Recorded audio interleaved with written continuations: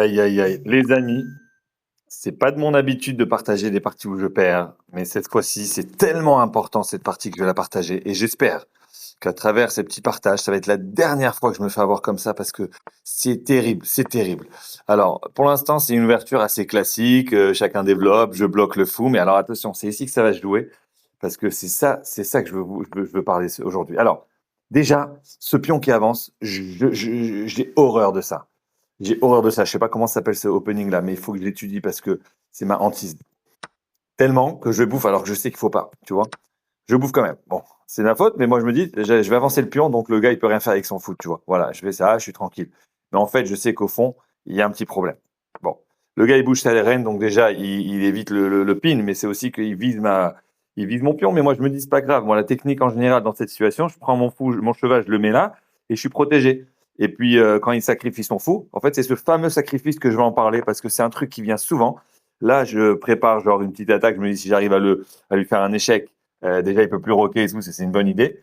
Sauf que bon, pas très bête le gars, il me bloque cet échec, je dois reculer. Bon, pour l'instant, il a rocké de côté droit, donc côté gauche pour lui.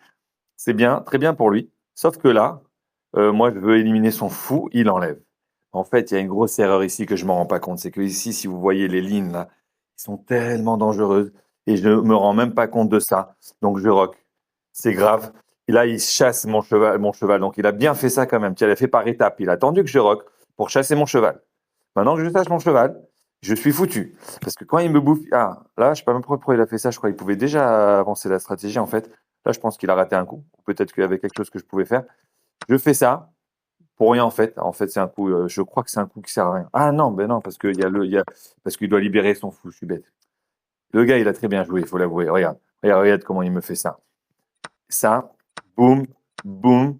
Moi, pour moi, c'est rien, je mets mon cheval et je n'ai même pas vu que ici il y a mat.